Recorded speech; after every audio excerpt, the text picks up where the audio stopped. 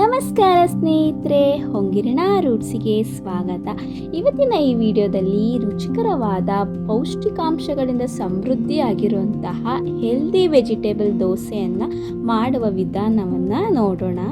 ಮೊದಲಿಗೆ ಏನೇನು ವೆಜಿಟೇಬಲ್ಸ್ ಬೇಕು ಅಂತ ಹೇಳಿಬಿಟ್ಟು ನೋಡೋಣ. ಮೊದಲಿಗೆ ನಾನಿಲ್ಲಿ ಕ್ಯಾರೆಟನ್ನು ತಗೊಂಡಿದ್ದೀನಿ. 1 ಕ್ಯಾರೆಟು, 2 ಈರುಳ್ಳಿ, ಸ್ವಲ್ಪ ಹಸಿಮೆಣಸಿನ್ಕಾಯಿ, ಕ್ಯಾಪ್ಸಿಕಮ್ ಮತ್ತು ಎಲೆಕೋಸು, ಇದು ನವಿಲು ಕೋಸು, ಸಣ್ಣದಾಗಿ ಹೆಚ್ಚಿರುವಂತಹ ಬೀನ್ಸು, ಕೊತ್ತಂಬರಿ ಸೊಪ್ಪು ಮತ್ತು ನಾನಿಲ್ಲಿ ನುಗ್ಗೆ ಸೊಪ್ಪನ್ನು ತಗೊಂಡಿದ್ದೀನಿ. ಈಗ ಈ ತರಕಾರಿಗಳನ್ನೆಲ್ಲ ಒಂದು ಪಾತ್ರೆಗೆ ಹಾಕೊಳ್ಳೋಣ. ಮೊದಲಿಗೆ ನಾನಿಲ್ಲಿ ಎಲೆಕೋಸನ್ನು ಸಣ್ಣದಾಗಿ ಹೆಚ್ಚಿಟ್ಕೊಂಡಿರೋವಂಥದ್ದನ್ನು ಹಾಕ್ಕೊಳ್ತಾ ಇದ್ದೀನಿ ಮತ್ತು ಕ್ಯಾಪ್ಸಿಕಮನ್ನು ಕೂಡ ಹಾಕ್ಕೊಳ್ತಾ ಇದ್ದೀನಿ, ಹಸಿಮೆಣಸಿನ್ಕಾಯನ್ನು ಕೂಡ ಹಾಕ್ಕೊಳ್ತಾ ಇದ್ದೀನಿ. ನೆಕ್ಸ್ಟಿಗೆ ಒಂದು ನವಿಲು ಕೋಸನ್ನು ಸಣ್ಣದಾಗಿ ತುರಿದಿಟ್ಕೊಂಡಿರೋದನ್ನು ಹಾಕ್ಕೊಳ್ತಾ ಇದ್ದೀನಿ ಮತ್ತು ಕ್ಯಾರೆಟನ್ನು ಹಾಕ್ಕೊಳ್ತಾ ಇದ್ದೀನಿ. ಮತ್ತು ನಾವಿದು ಮನೆಯಲ್ಲೇ ಬೆಳೆದಿರೋಂತಹ ಬೀನ್ಸು, ಸಣ್ಣದಾಗಿ ಹೆಚ್ಚಿಟ್ಕೊಂಡಿರೋಂಥ ಬೀನ್ಸನ್ನು ಹಾಕ್ಕೊಳ್ತಾ ಇದ್ದೀನಿ. ಮತ್ತು ನುಗ್ಗೆ ಸೊಪ್ಪಲ್ಲಂತೂ ತುಂಬ ಪೌಷ್ಟಿಕಾಂಶಗಳು ತುಂಬಿರುತ್ತೆ. ಮತ್ತು ಕೊತ್ತಂಬರಿ ಸೊಪ್ಪನ್ನು ಹಾಕ್ಕೊಳ್ತಾ ಇದ್ದೀನಿ. ಕೊನೆಯದಾಗಿ ಈರುಳ್ಳಿಯನ್ನು ಹಾಕ್ಕೊಳ್ತಾ ಇದ್ದೀನಿ. ಇದೆಲ್ಲವನ್ನು ಕೂಡ ನಾನಿಲ್ಲಿ ಚೆನ್ನಾಗಿ ಮಿಕ್ಸ್ ಮಾಡ್ಕೊಬೇಕು. ಅದಕ್ಕಿಂತ ಮುಂಚೆ 1 ಟೇಬಲ್ ಸ್ಪೂನ್ನಷ್ಟು ಉಪ್ಪನ್ನು ಹಾಕ್ಕೊಳ್ತಾ ಇದ್ದೀನಿ. ಈಗ ನೀಟಾಗಿ ಇದನ್ನೆಲ್ಲನೂ ಕೂಡ ಮಿಕ್ಸ್ ಮಾಡ್ಕೊಳ್ಳೋಣ.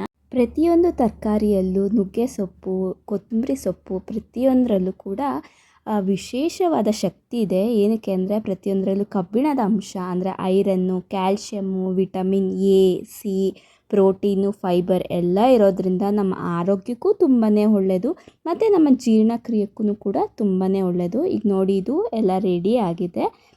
ಈಗ ನಾವು ಸ್ಟವ್ ಹಚ್ಚಿ ಅದರ ಮೇಲೆ ಹಂಚನ್ನು ಇಡೋಣ. ಹಂಚು ನೀಟಾಗಿ ಕಾದ ನಂತರ 2 ಸೌಟು ಹಿಟ್ಟನ್ನು ಹಾಕಿ, ಹಿಟ್ಟು ಮೇಲೇ ನಾವು ತರಕಾರಿಯನ್ನು ಹಾಕ್ಬಿಟ್ಟು ಅದನ್ನು ಚೆನ್ನಾಗಿ ಈ ಥರ ಸವರಬೇಕು. ಅದು ತರಕಾರಿ ಎಲ್ಲ ನೀಟಾಗಿ ದೋಸೆ ಹಿಟ್ಟಿಗೆ ಅಂಟ್ಕೊಳ್ಳೋ ರೀತಿ ನೀಟಾಗಿ ತಟ್ಟಿ ನಾವು ಅದನ್ನು ಹರಡಬೇಕು. ಅದರ ಮೇಲೆ ನಾನಿಲ್ಲಿ 1 ಸ್ಪೂನ್ನಷ್ಟು ಎಣ್ಣೆಯನ್ನು ಹಾಕಿ ಅದನ್ನು ನೀಟಾಗಿ ಮುಚ್ತಾ ಇದ್ದೀನಿ. ಸಾಮಾನ್ಯವಾಗಿ ಮಕ್ಕಳಿಗೆ ಈ ಥರ ತರಕಾರಿ ತಿನ್ನೋದು ಅಂದರೆ ಇಷ್ಟ ಆಗಲ್ಲ. ಆದರೆ ಈ ಥರ ಕಲರ್ಫುಲ್ ದೋಸೆನ ಮಾಡಿಕೊಟ್ವಿ ಅಂದರೆ ಯಾವ ಮಕ್ಕಳಿಗಾರು ಇಷ್ಟ ಆಗ್ದೇ ಇರುತ್ತಾ? ಅದರಲ್ಲೂ ರುಚಿಕರವಾಗಿರುವಂತಹ ಈ ಥರ ವೆಜಿಟೇಬಲ್ ದೋಸೆಯನ್ನು ಮಾಡಿಕೊಡಿ. ಪಕ್ಕಾ ನಿಮ್ಮ ಮಕ್ಕಳು ತುಂಬ ಇಷ್ಟಪಟ್ಟು ಬೇಕು ಅಂತ ಕೇಳಿ ತಿಂತಾರೆ. ಈಗ ಇದನ್ನು ನಾನು ಡಬಲ್ ರೋಸ್ಟಾಗಿ ಮಾಡ್ತಾಯಿದ್ದೀನಿ. ಯಾಕೆಂದರೆ ತರಕಾರಿ ಚೆನ್ನಾಗಿ ಬೇಯಬೇಕಲ್ವ. ಚೆನ್ನಾಗಿ ಬೇಯಿತು ಅಂದರೆ ಇನ್ನೂ ರುಚಿ ಹೆಚ್ಚುತ್ತೆ. ಹಾಗಾಗಿ 2 ಕಡೆ ನೀಟಾಗಿ ರೋಸ್ಟ್ ಆಗೋ ಥರ ನಾನಿಲ್ಲಿ ಮಾಡಿದ್ದೀನಿ. ಇಲ್ಲಿ ನೋಡಿ, ದೋಸೆ ರೆಡಿ ಆಗಿದೆ. ಯಾವ ಥರ ಕಲರ್ಫುಲ್ಲಾಗಿ ಕಾಣಿಸ್ತಿದೆ ಅಲ್ವಾ?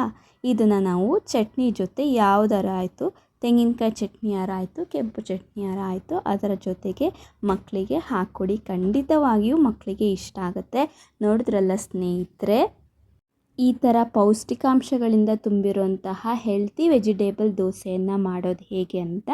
ನನ್ನ ವಿಡಿಯೋ ನಿಮಗೆ ಇಷ್ಟ ಆಗಿದರೆ ಪ್ಲೀಸ್ ಲೈಕ್ ಮಾಡಿ, ಶೇರ್ ಮಾಡಿ ಹಾಗೂ ಸಬ್ಸ್ಕ್ರೈಬ್ ಮಾಡಿ. ನೀವು ಕೂಡ ನಿಮ್ಮ ಮನೆಯಲ್ಲಿ ಈ ರೆಸಿಪಿಯನ್ನು ಮಾಡಿ ಕಮೆಂಟ್ ಮುಖಾಂತರ ತಿಳಿಸ್ಕೊಡಿ. ಧನ್ಯವಾದಗಳು.